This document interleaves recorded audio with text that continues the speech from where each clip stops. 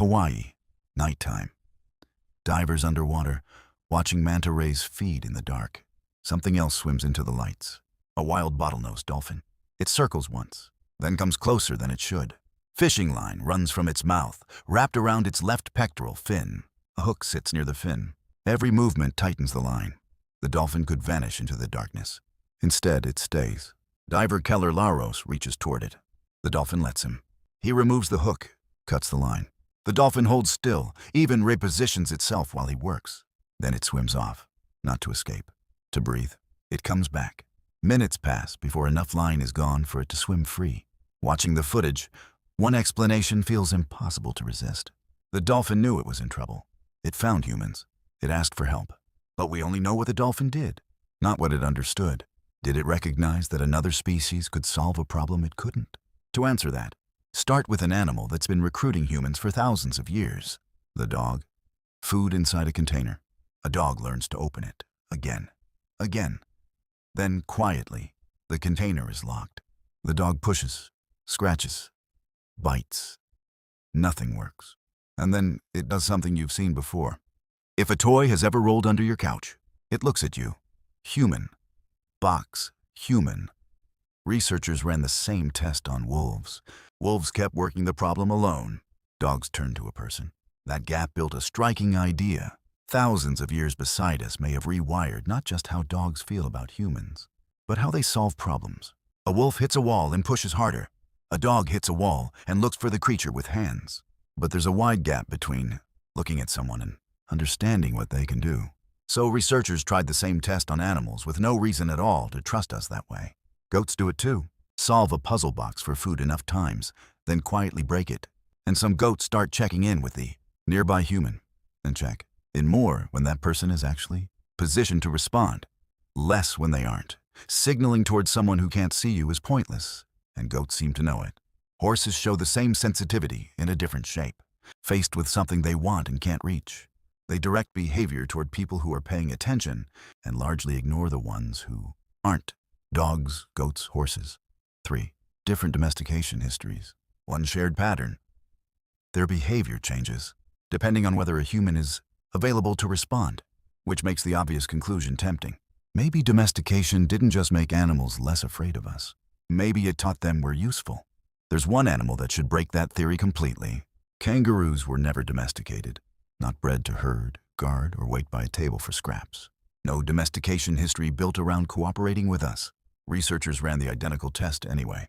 Food from a container, made suddenly impossible.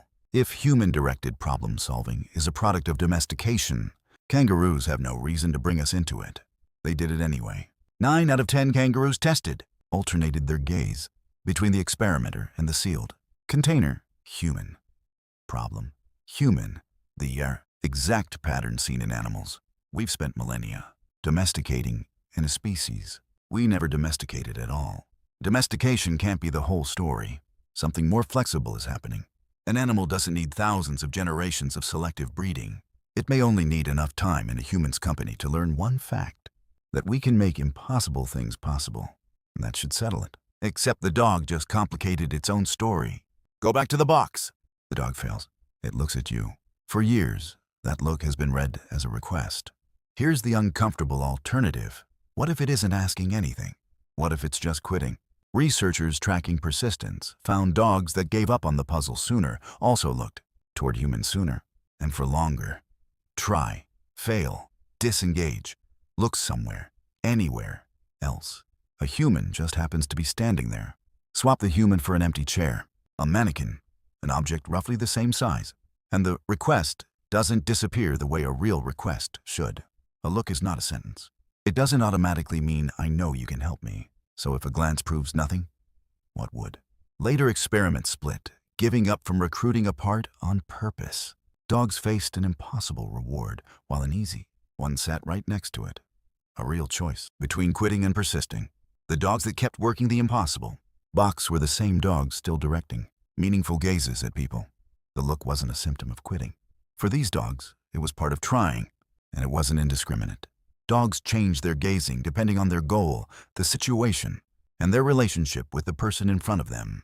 Not every glance, not every context. The circumstances mattered. So the honest conclusion isn't dogs ask for help, it's narrower and stranger. Some human-directed behavior functions as a genuine problem-solving strategy, selective, context-dependent, aimed at solving a problem, which raises the real question, not whether an animal looks at us, whether it can build us into a plan. For that, we need an animal with nothing to lose by walking away. In parts of Africa, honey hunters have a partner that isn't human and isn't a dog, a wild bird. The greater honeyguide eats beeswax, wax that sits inside bees' nests humans can open and birds can't. Honeyguides are extraordinary at finding those nests. Humans want the honey inside them. Each species holds the piece the other is missing. The bird gets a person's attention, flies ahead, waits, calls, moves again, leading them stage by stage to a nest neither could have used alone. The humans crack it open. The bird takes the wax. Nothing forces this. The bird can leave any time. The human can stop following any time. Two wild species, never domesticated toward each other, run the same handoff because each one learned exactly what the other is for. And the signal doesn't just run one way.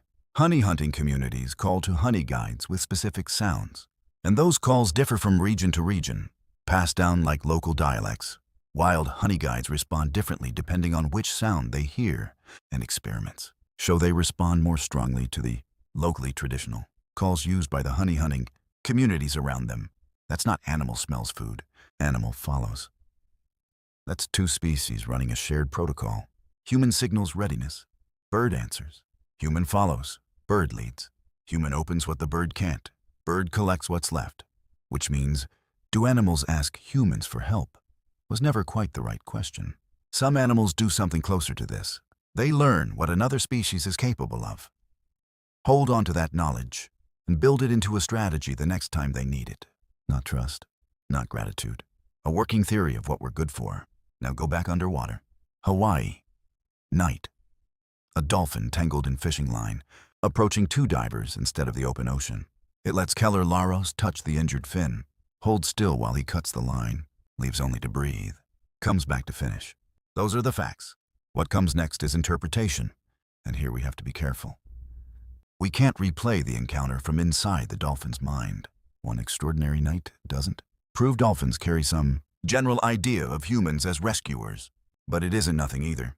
Across every animal in this video, the same raw capacity keeps surfacing, learning where another species' abilities begin, and building that knowledge into a plan when your own options run out. So maybe the wrong question is whether the dolphin thought that human will save me. That demands a window into a mind we don't have.